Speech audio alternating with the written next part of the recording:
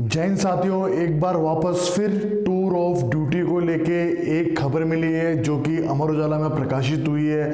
और खबर जो रक्षा सूत्रों के माध्यम से ये मिल के आ रही है कि टूर ऑफ ड्यूटी मॉडल यानी कि वो मॉडल जिसमें नागरिकों को 3 साल के लिए अस्थायी तौर पे सेना में सेवा करने का मौका दिया जाता है, यानी कि वो अपनी 3 साल की ड्यूटी कर सकते हैं। और इसका जो मकसद है वो मकसद है युवाओं को ज़्यादा से ज़्यादा भारतीय सेना की ओर आकर्षित करना। और इसके आगे बहुत बहुत कारण हैं, वो आपको मैं स्टेप बाय स्टेप बताते रहूँगा। जैन फ्रेंड्स, मैं हूँ आपका साथी मनोज सिंह और आपके बीच में आज इस टॉपिक पे बात करने वाला हूँ।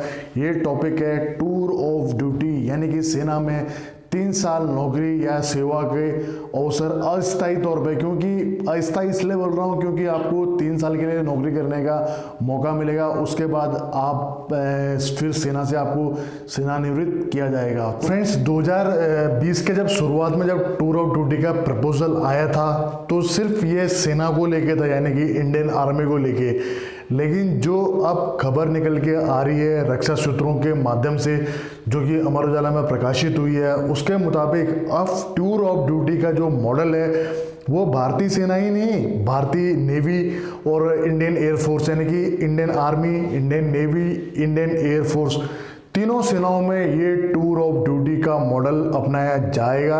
और इसको लेके अभी अध्ययन चल रहा है और इस पर अभी बहुत सारी कार्रवाई की जानी बाकी है कि इसका प्रारूप कैसा होगा और किस प्रकार हम सैनिकों का इसमें विभाजन करेंगे या किस प्रकार इस कैटेगरी इसकी बनाएंगे, क्या इसकी रूपरेखा होगी, इसकी तमाम भर्ती प्रक्रिया, चयन प्रक्रिया, इसको लेके अभी प्रस्तावित मॉडल चल रहा है। इसमें जैसे कुछ फाइनल होगा आप लोगों से जरूर शेयर करूँगा।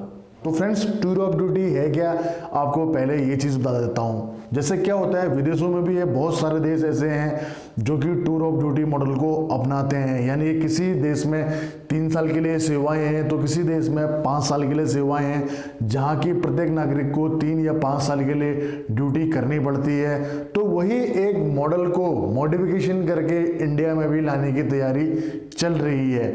और ये तैयारी जो चल रही है और इसकी रूपरेखा देख रहे हैं CDS बिपिन रावत साहब।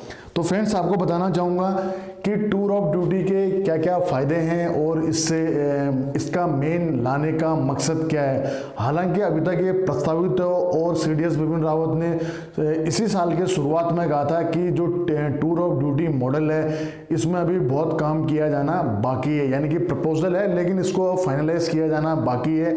और अभी जो खबर आ रही है, पहले तो सिर्फ ये भारतीय सेना के लिए था, अब ये इंडियन नेवी और इंडियन एयरफोर्स में भी ये लागू होगा, ऐसा खबर मिल रही है अमर उजाला के माध्यम से। तो फ्रेंड्स, सबसे पहले बता देता हूँ आपको टूर ऑफ ड्यूटी को लाने का मकसद। इसका सबसे बड़ा मकसद है ज़्यादा से ज़्यादा युवाओं को भारतीय सेना में आने के लिए आकर्षित करना। और दूसरा इसका मेन कारण है बढ़ते हुए रक्षा बजट को कम करना। और तीसरा है इसका जो सेना को आधुनिकीकरण बनाना, यानी कि सेना को आधुनिक बनाना। फ्रेंड्स, ऐसा कहा जाता है कि 1 रैंक 1 पेंशन लागू होने के बाद में जो अपना रक्षा बजट है वो बजट काफ़ी बढ़ चुका है और जिसका अब उस रक्षा बजट में से केवल 30% तो 1 रैंक 1 पेंशन के उसमें ही चले जाता है। और जबकि मेन मुद्दा ये है कि अभी तक 1 रैंक 1 पेंशन जो सही मायने में है वो लागू ही नहीं हुई। इसको लेके विभिन्न संगठनों ने, कई बार भूतपूर्व संगठनों ने आंदोलन किया है और आज भी ये केस सुप्रीम कोर्ट में और सुप्रीम कोर्ट में लंबित है। और फ्रेंड्स, सेना में बढ़ती हुई जो अधिकारियों की पोस्ट हैं वो रिक्त हैं, तो अधिकारियों की पोस्ट को लिए भी टूर ऑफ ड्यूटी प्रपोजल को लाया जा सकता है। और इसका मेन बड़ा कारण ये है कि ऐसा माना जा रहा है कि सेना में अब 40% जो सेना का जो ढांचा है 40% टूर ऑफ ड्यूटी के माध्यम से ही भरा जाएगा, यानी कि सेना का केवल जो स्थायी जो होगा वो होगा आपका 100 में से 60% और 40% उसकी जो पूर्तियां की जाएंगी वो टूर ऑफ ड्यूटी के माध्यम से पूरी की जाएगी।